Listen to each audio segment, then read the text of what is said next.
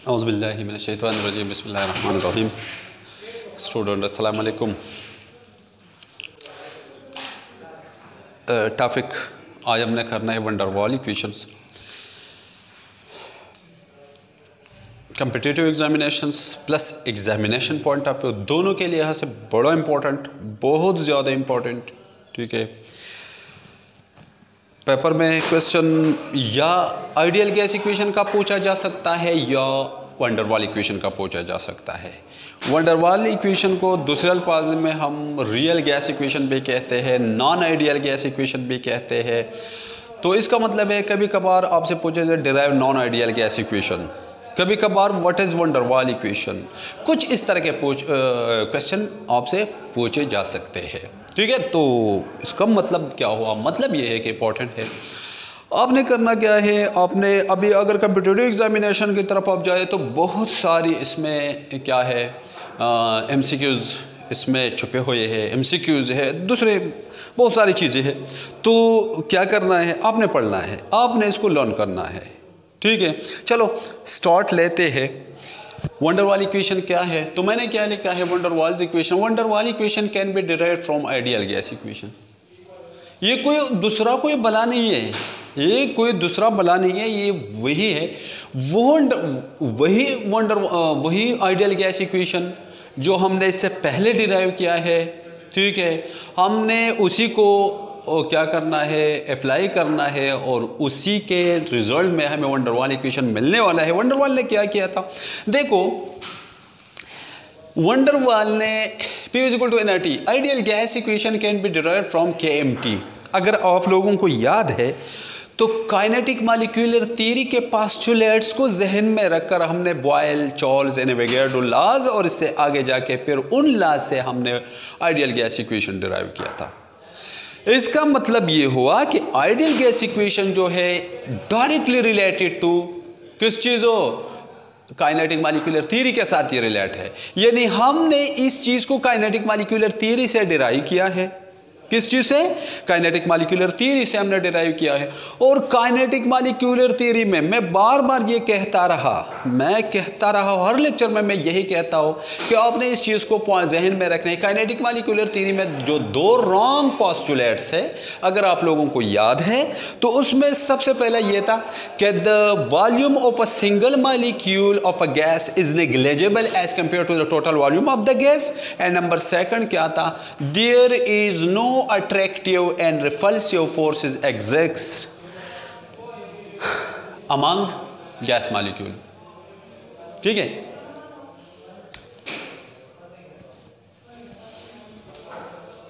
क्या है ideal gas equation? Ideal gas equation को हमने KMT से डिराइव किया था। मैं बॉयल, चार्ल्स एंड एवोगाड्रो को छोड़ के कि उनके वो लॉज हमने KMT से डिराइव किया था, तो डिराइव किए थे। तो अभी मैं ये कह रहा हूँ कि अगर आप ये कहिए कि हमने आइडियल गैस इक्वेशन को KMT से डिराइव किया तो कोई फ़र्क नहीं पड़ने वाला है। और KMT में दो रॉन्ग पोस्टुलेट थे, तो कौन कौन थे? वो सबसे पहला the volume of a single molecule of a gas is negligible as compare to the total volume of the gas. And number second क्या है? नंबर सेकंड है there is no attractive and repulsive forces exist among gas molecule. नीचे आ जाओ। According to ideal gas equation molecule have no volume. अगर इसी point को आप जहन में रखें, आप देखिए, मैं थोड़ा सा दोबारा इसको बना लो तो अभी आप लोगों को बड़ा वाज़ेह हो जाएगा। आप थोड़ा सा इसको देखिए, हमारे पास अगर ये एक सिलेंडर है, वंडर वॉल्स के मुताबिक आइडियल गैस इक्वेशन के मुताबिक अगर इस सिलेंडर का, इसमें गैस, इसके अंदर गैस है, a gas is included in this cylinder, इसके अंदर गैस है और इस सिलेंडर का वॉल्यूम कितना है, यानी उस गैस का वॉल्यूम कितना है, V है। ठीक है, उस सूरत में अगर आप ये मॉलिक्यूल ले ले, तो इस मालिक्यूल का जो वॉल्यूम है, बेशक यहाँ पर आप नेग्लिजिबल ले सकते हैं, क्योंकि बहुत बड़े वॉल्यूम के मुकाबले में एक सिंगल गैस का कोई हैसियत नहीं होता है, एक सिंगल मालिक्यूल का कोई हैसियत नहीं होता है। ठीक है, अभी मैंने क्या किया, मैंने प्रेशर को बढ़ाया। जब मैं प्रेशर बढ़ाता हूँ, इस पॉइंट, ये बहुत इंपॉर्टेंट पॉइंट है, जब मैं प्रेशर बढ़ाता हूँ मैंने क्या करना है, इसको मैं थोड़ा सा मिटा देता हूँ, मैं यहाँ पर इसको बना लेता हूँ। ठीक है, आप देखो मसला नहीं होना चाहिए, थोड़ा सा मुश्किल ज़रूर है, थोड़ा सा आपने जहन इस्तेमाल करना है। आप जब जहन यूज़ करेंगे तो फिर आपको वाज़ेह हो जाएगा। ये मैं आपको दिखाता हूँ, पहले जब प्रेशर बहुत लो था, जब प्रेशर बहुत कम था और टेम्परेचर भी ज़्यादा था, ठीक है, तो अभी ये एक्सटेंडेड फॉर्म में था गैस, तो सिंगल मालिक्यूल का कोई हैसियत ही नहीं बन रहा था। ठीक है, वो मालिक्यूल मैंने ये कंसिडर किया। अब याद रखो, जब हम प्रेशर बढ़ाते हैं तो क्या आप लोगों के ख्याल में ये वॉल्यूम नीचे आएगा कि नहीं आएगा? बिल्कुल आएगा।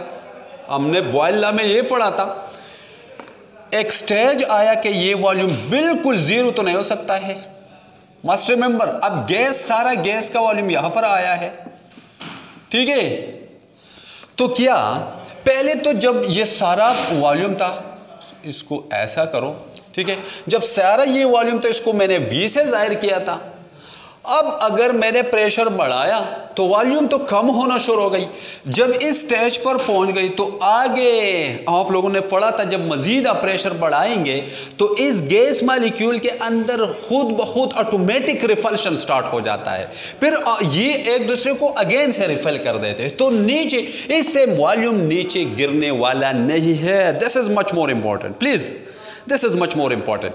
सो अगर आप आइडियल के मुताबिक लेंगे तो आइडियल जब आप प्रेशर बढ़ाएंगे तो ये वॉल्यूम जीरो बनेगा, कोई वॉल्यूम नहीं रहेगा फिर। और ऐसा तो हो नहीं सकता कि आप किसी मालिक्यूल के वॉल्यूम को ख़त्म कर दें।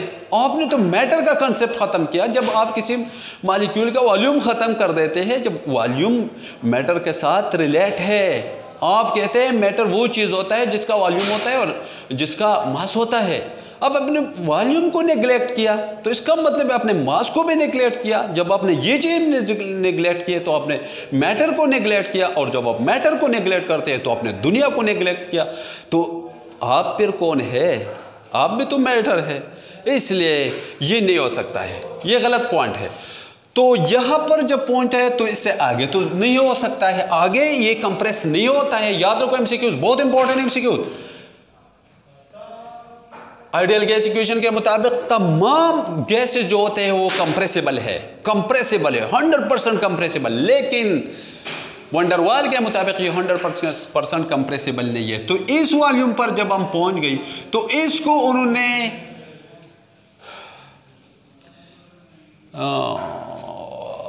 क्या नाम दिया? इसको उन्होंने एक्सक्लूडेड वॉल्यूम का नाम दिया, एक्सक्लूडेड वॉल्यूम का नाम दिया। ये जो नहीं जीरो हो रहा है, इसको को वॉल्यूम भी आप कह सकते हैं, को वॉल्यूम, याद रखो। और इसको आप रिप्रेजेंट कर सकेंगे B से, इसको हम रिप्रेजेंट करते हैं B से, यानी V माइनस। अब देखो, अभी आपने क्या करना है,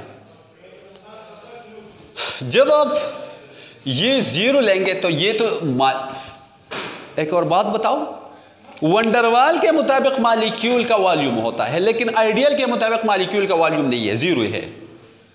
तो अगर आप सारे वॉल्यूम को V से जाहिर करते हैं तो जब आप V लेंगे, जाहिर आपने इस B, ये जो जगह गैर, ये थोड़ा सा जगह गैर लेगा, इसको आपने इससे माइनस करना होगा, तब जाके ये इक्वेशन ठीक बनेगा, ठीक है। तो इसको हम कहते हैं V minus B। This is called excluded volume, this is called actual volume, ठीक है। अब एक्चुअल वॉल्यूम से हमने क्या करना है, एक्सक्लूडेड वॉल्यूम को निकालना है, तब जाके आपको गैस का वॉल्यूम मिलेगा, तब जाके आपको गैस का वॉल्यूम मिलेगा जनाब। तो according to ideal gas equation molecule have no volume, but according to van der Waals molecule है volume which is known as excluded volume. इसको हम एक्सक्लूडेड वॉल्यूम कहते हैं। सिमिलरली ए मॉलिक्यूल और इन द सेंटर, एक और पॉइंट देखो, एक और पॉइंट देखो, इसी चीज में मैंने आपको दिखाना है। देखो तुम्हारे पास एक मॉलिक्यूल है जो बिल्कुल सेंटर में पड़ा है, जो बिल्कुल सेंटर में पड़ा है। इस मॉलिक्यूल पर यहां से मॉलिक्यूल का अट्रैक्शन है, यहां से अट्रैक्शन है, यहां से अट्रैक्शन है, चारों तरफ से सेम अट्रैक्शन। अगर आप अट्रैक्शन की बात करें या रिपल्शन की बात करें, कोई फर्क नहीं पड़ना है, चलो अट्रैक्शन की बात करो, तो net attraction is equal to 0। Similarly, molecule are in the center there, or net force, the net force will be 0, but near to the walls of the container. What happen? अब ये molecule जब container के wall पर पहुंचता है, late for example वो ये molecule ये है, तो इस साइड से मॉलिक्यूल का अट्रैक्शन तो है, यहाँ पर मॉलिक्यूल है, यहाँ पर मॉलिक्यूल है, यहाँ पर मॉलिक्यूल है, यहाँ पर मॉलिक्यूल है, यहाँ पर मॉलिक्यूल है, बट दिस साइड, इस साइड से कोई अट्रैक्शन नहीं है, नहीं है, नहीं है, नहीं है, नहीं है। ठीक है, वो क्या कहता है? वो तो कहता था कि अट्रैक्शन बिल्कुल नहीं है। मैं कहता हूं अट्रैक्शन है, अट्रैक्शन रिपल्शन है, सेंटर में सारी तरफ से अट्रैक्शन है, लेकिन बेशक वंडरवाल के मुताबिक और 0 है। वंडरवाल जो कहता है कि अट्रैक्शन नहीं, क्यों? उनकी नेट फोर्स ऑफ अट्रैक्शन जो होता है वो 0 होता है, क्यों? उनके ऑल तमाम डायरेक्शन से एक जैसा अट्रैक्शन होता है।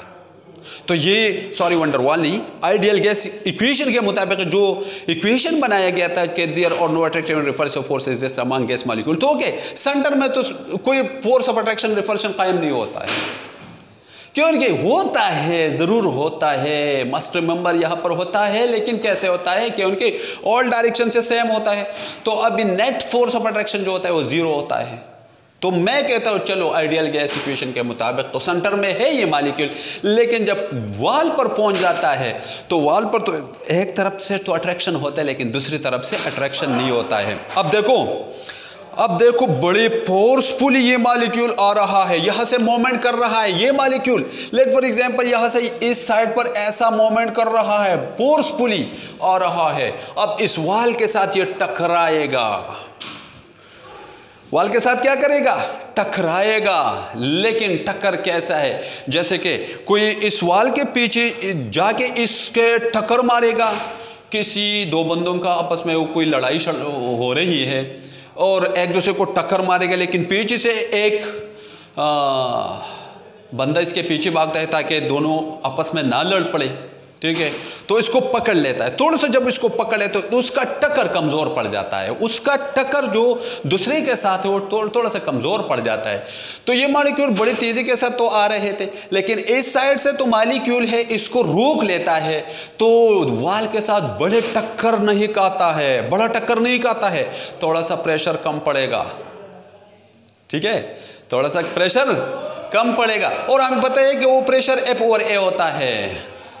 तो अगेन से देखो सेंटर में no attractive and repulsive forces का फिनोमेना ऑफ अप्लाई कर सकते हैं, लेकिन वॉल के करीब आप बिल्कुल अप्लाई नहीं कर सकते। वॉल में क्या होता है? वॉल में जो ये जो मॉलिक्यूल आ रहे हैं, अभी इस साइड से अट्रैक्शन हो रहा है, तो ये थोड़ा सा रोक रखेगा, ये मॉलिक्यूल थोड़ा सा रोक रखेगा, वॉल के साथ बड़ी तेजी के साथ नहीं टक्कर खाएगा। अब जब टक्कर नहीं खाता है तो प्रेशर कम पड़ जाता है, ठीक है? तो देखो अब हमने क्या करना है, हमने दो चीजें क्लियर करने हैं। एक प्रेशर का मसला आया और दूसरा क्या, कौन सा था? वॉल्यूम का मसला था। इन दो चीजों को आइडियल गैस इक्वेशन में कोई तवज्जो नहीं दी गई है। वंडरवाल ने इन दो पॉइंट्स को जहन में रखा, इन दो रॉन्ग पोस्टुलेट को जहन में रखा, और उन्हें जो इक्वेशन बनाया था उसको हम वंडरवाल इक्वेशन कहते हैं। तो सबसे पहले उन्होंने क्या किया था? वॉल्यूम करेक्शन किया था। वॉल्यूम क्या है? अगर तुम्हारे साथ सारा वॉल्यूम V है, आप V से जाहिर करते हैं, तो बिल्कुल तो 0 नहीं हो रहा है, इसको तो V कह सकते हैं, लेकिन इस केस में तो यहाँ पर ये B मॉलिक्यूल जो एक्सक्लूडेड वॉल्यूम है, ठीक है? तो आपने अगर वॉल्यूम लेना है तो V माइनस B करना है, V माइनस B। अगर आप इस वॉल्यूम को, इस सारे को V कहते हैं तो ठीक है कहो, लेकिन इसका इसको नेगलेक्ट मत करो, इसको बी से जाहिर करो, तो इसको इससे मनफी करो, तब जाके वॉल्यूम बनेगा। तो वी माइनस बी, और अगर एन नंबर ऑफ मॉलिक्यूल है तो V minus N B off करें, कोई फर्क नहीं पड़ना है। ठीक है, क्या करना, वी माइनस ऑफ क्या करें, वी माइनस एन बी करें। मैंने क्या कहा, आपने प्रेशर वॉल्यूम करेक्शन करना है, तो जब आप वॉल्यूम करेक्शन करेंगे तो अगर ये तुम्हारे पास एक्सक्लूडेड वॉल्यूम है, इसको आप वी कहेंगे। उसने तो क्या किया था, उसने किया था P V is equal to N R T. आप क्या करें, पी करो, बेशक करो, पी अभी हमने करेक्शन नहीं किया।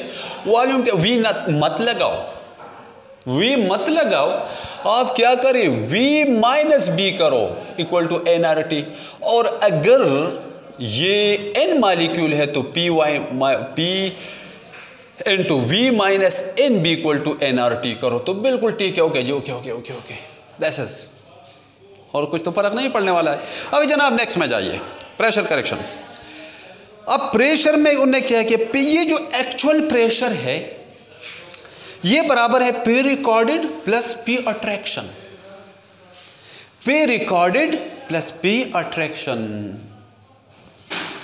एक्चुअल प्रेशर गैस वाली मॉलिक्यूल का। अब देखो, अब देखो देखो देखो देखो क्या होने वाला है।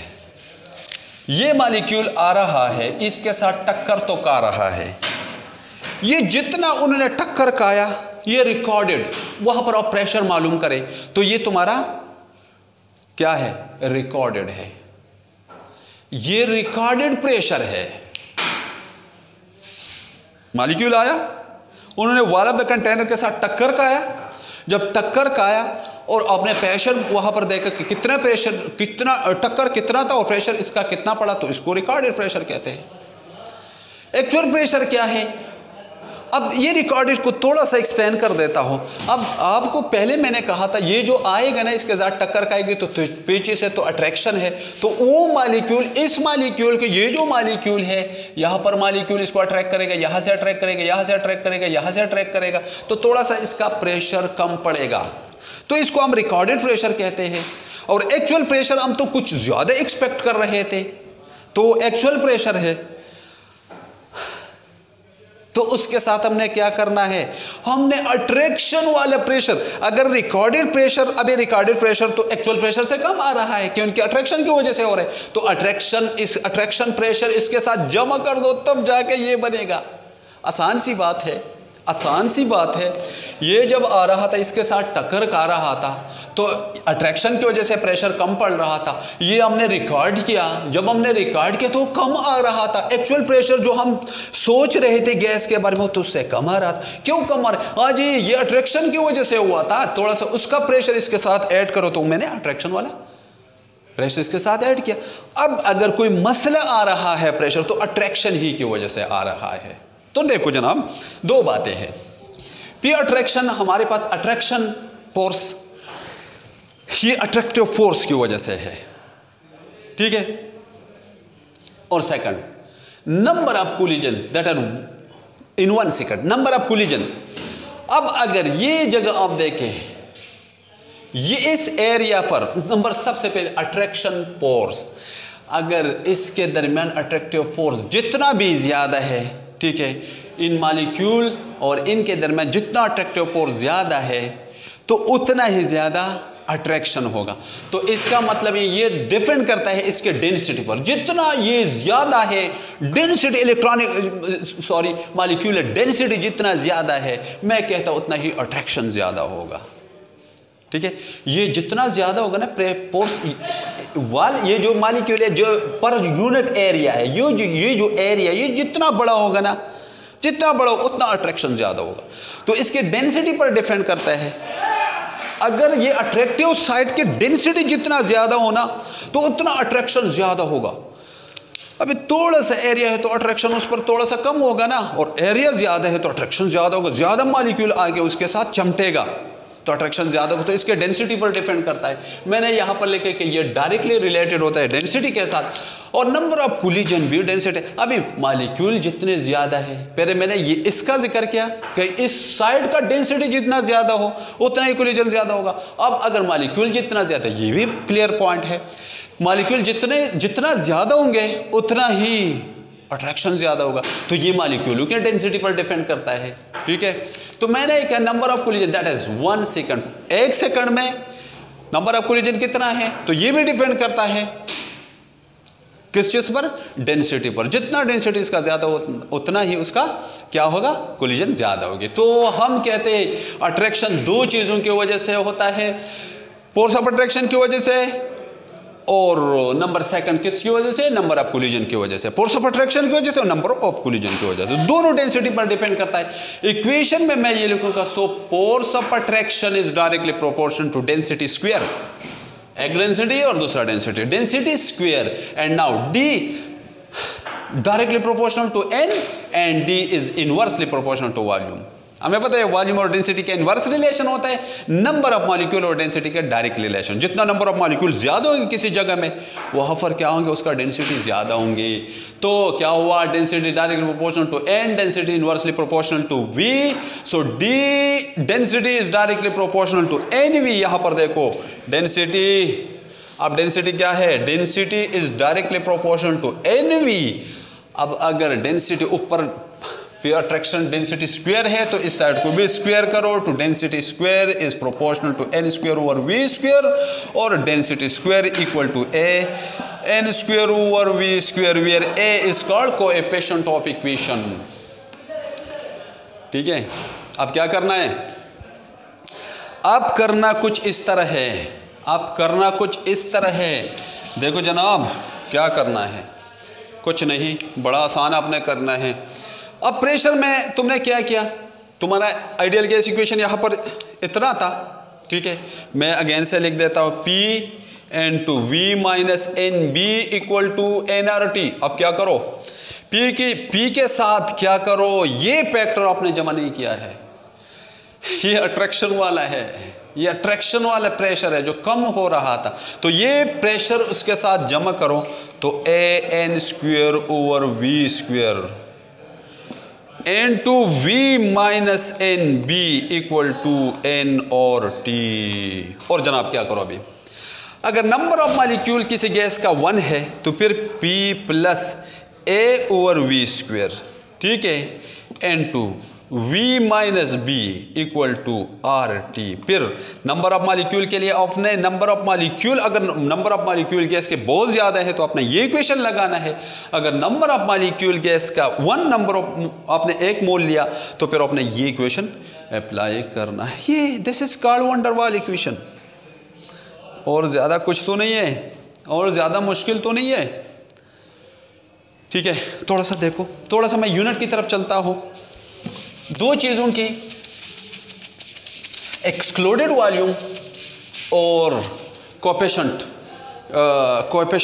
के ये वाला देखो, ये हमारे पास है P plus AN square over V square. तो अभी इस चीज़ का यूनिट क्या है, ये कोएफिशिएंट ऑफ द इक्वेशन है, तो इसका यूनिट अगर आपने मालूम करना है तो V square over N square, तो इस साइड को भी V square over N square से ज़रब दो ईटा में। इसका ये जो तुम्हारी कम्पिटिटिव एग्जामिनेशन होता है वहाँ में ऐसे MCQs हो सकते हैं। तो ये है P V square over N square. अभी क्या है, A is equal to P की क्या है, P ATM में है, ATM में आप ले ले, वॉल्यूम आपने किस DM डेसीमीटर क्यूब तो स्क्वायर, या और आप लेटर करें, litre square divide by mole square. ठीक है, तो अभी क्या करना है, A is equal to ATM DM cube square per mole square, sorry नीचे आपने मोल स्क्वायर लिखना है। ठीक है, ये यूनिट आता है या लेटर स्क्वायर और DM क्यूब स्क्वायर, कोई फर्क नहीं पड़ता है। और अगर आपने दूसरा इक्वेशन ये वाला देखना है V माइनस एन बी, तो B क्या है, डिवाइड बाय N, एंड यहाँ पर भी N, तो B अब क्या बनने वाला है, V ओवर N, तो ये है लेटर बटा मोल और लेटर पर मोल और DM क्यूब पर मोल, ये है यूनिट। ठीक है, ये आपसे पूछा जा सकता है, तो ये है, मुश्किल नहीं है। प्लीज़ थोड़ा सा मैंने वक्त ज़्यादा लिया और एक्सप्लेनेशन ज़्यादा बाकी है, लेकिन इंशाल्लाह अगर आप लोग पढ़े, कोई मसला हो तो फिर आप मुझसे पूछे, इंशाल्लाह क्लियर कर दूँगा। Thank you. नेक्स्ट लेक्चर के साथ फिर से मिलेंगे। अस्सलाम वालेकुम।